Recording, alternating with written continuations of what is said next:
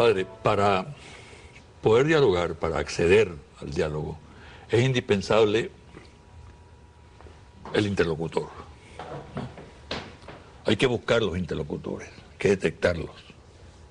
Muchas veces no están en el país político, están en el país nacional, trascienden el marco de los partidos. Hay instituciones en Venezuela que tienen un crédito natural, que tienen un respaldo tácito o expreso en el seno de la colectividad. Pudiera mencionar algunas, ¿no? Pero vamos a centrarlo en la Iglesia Católica. Su iglesia, mi iglesia, la iglesia de la mayoría de los venezolanos.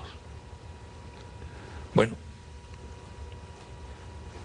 a mí me ha preocupado, lo he dicho en este programa, lo he conversado con sacerdotes que he invitado.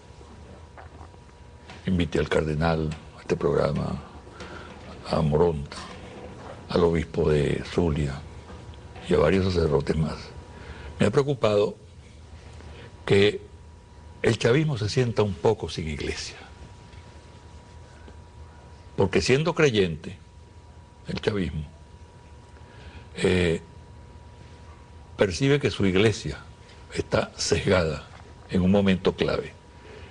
Y le reclama no que esté con el chavismo, no que esté con Chávez, sino que sea equilibrada en su juicio, en su análisis, ¿no? Vamos a hablar de ese punto. Yo sé que usted tiene ideas muy importantes. No trato de provocarlo. Yo no traigo a la gente aquí para crearle conflictos, ¿no? Sino para que exponga su punto de vista. Sí, yo creo que este es un momento que la iglesia venezolana y la iglesia latinoamericana, porque no solamente se trata del tema de Venezuela. Sí.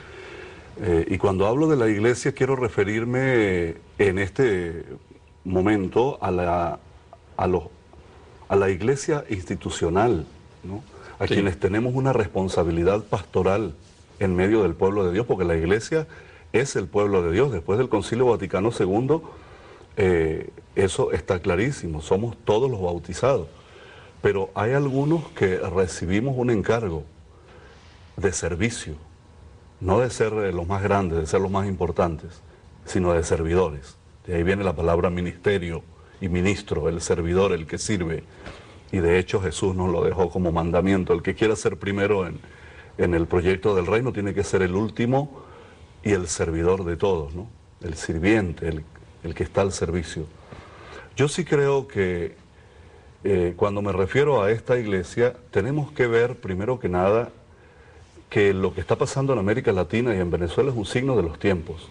Nosotros no podemos pasar desapercibidos como iglesia porque la historia nos cuestionará.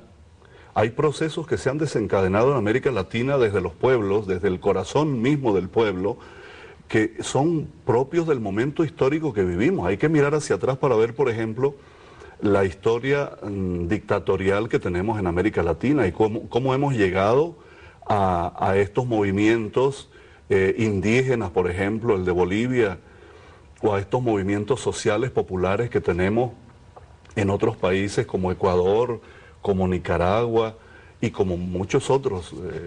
Ahí tenemos Brasil, es la mayoría. Entonces, es un signo de los tiempos y tenemos que mirarlo como tal y no dejarnos, primero no dejarnos llevar de las pasiones porque somos humanos. Sí, la iglesia institucional, los obispos, los sacerdotes, somos humanos y podemos caer en el apasionamiento político partidista y olvidar que tenemos que mirar como con mucha mayor profundidad lo que está ocurriendo en este momento en Venezuela, por ejemplo, para luego emitir una opinión y también preguntarnos quién me está asesorando, porque eso es importante. A nosotros nos tiene que asesorar fundamentalmente y primero que nada el Espíritu de Cristo resucitado. No puede ser una persona que en definitiva está llena de, bueno, tiene muchos títulos, sabe mucho de diplomacia, de política, y me dice, no, mira, aquí lo que hay que hacer es esto. Nosotros tenemos que entrar en un discernimiento muy serio en este momento y mirar además el derrotero. ¿esto a dónde nos lleva como iglesia? ¿Qué va a hacer, por ejemplo, de este pueblo de Dios que es mayoritariamente católico, como usted lo decía, a vuelta de 5 o 10 años, si lo dejamos que siga caminando solo, que se sienta muchas veces huérfano? Esa es mi pregunta constante a mi propia vida como sacerdote también, porque el día que yo me hice sacerdote, hice una renuncia, opté por esa mayoría pobre. Entonces, ahora cuando esa mayoría pobre tiene un modo, diríamos, mucho más común, más general de opinar, yo no puedo emitir un juicio, emitir una opinión que va a herir a esa mayoría que está esperando otro mensaje mío, no necesariamente parcializado con el gobierno, con un partido o con el otro, no. Un mensaje cristiano, evangélico, comprometido con la realidad, comprometido sobre todo con los sueños del pueblo, con las utopías del pueblo. Ciertamente hay dificultades, hay errores, hay situaciones con las que yo no estoy de acuerdo y que se tienen que mejorar en todo este proceso. Pero eso no me autoriza para que yo me ponga de la otra acera y decir que todo está malo, que aquí nada sirve, porque estoy cayendo en el discurso de un grupo determinado, político, y entonces el pueblo, ¿cómo se queda ese pueblo que me necesita como pastor? Jesús habló con Zaqueo, con el leproso, con la prostituta, se encontró con los ricos y con los pobres como hijos de Dios, e intentó que los siguieran, que entendieran que el proyecto de reino era lo único que podía dar el cambio, porque esa es una cosa interesante aquí. Yo quisiera esto dejarlo también como mensaje a mis hermanos. No olvidemos que muchos pensaban que era a través de las armas.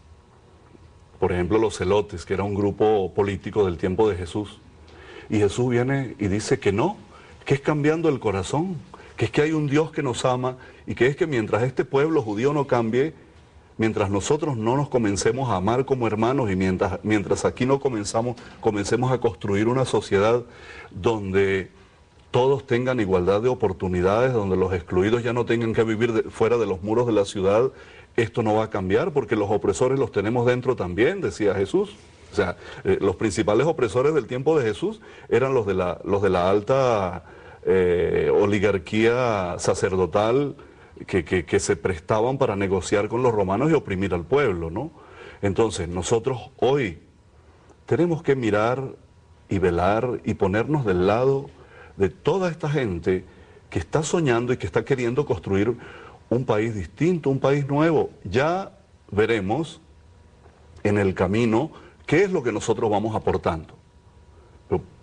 Por ejemplo, ya tenemos una estructura organizativa que está dada y que eso no tiene vuelta atrás, que son los consejos comunales y las comunas. ¿Cuándo nosotros como Iglesia Católica vamos a comenzar a pensar a que tenemos que entrar seriamente en esos espacios para llevar el mensaje de Cristo, que seguramente es lo que le está faltando, lo único, es como la sal que le está faltando a esos grupos humanos organizados que cuando uno entra en un consejo comunal pues se consigue gente que es de todas las tendencias, pero que todos están soñando en tener su comunidad, su barrio, su urbanización mejor, en tener buenos servicios, en que todos tengan casa, en preocuparse el uno por el otro. O sea, son cosas hermosas. Ahí lo que está faltando es mi mensaje cristiano. Luego yo, como sacerdote, como obispo, como iglesia organizada, mi misión no es la de mirar las cosas desde una mirada fatalista, ¿no? Es desde lo positivo.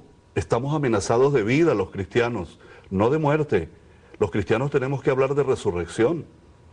Y a la hora de entender la vida cristiana hay que entenderla desde allí.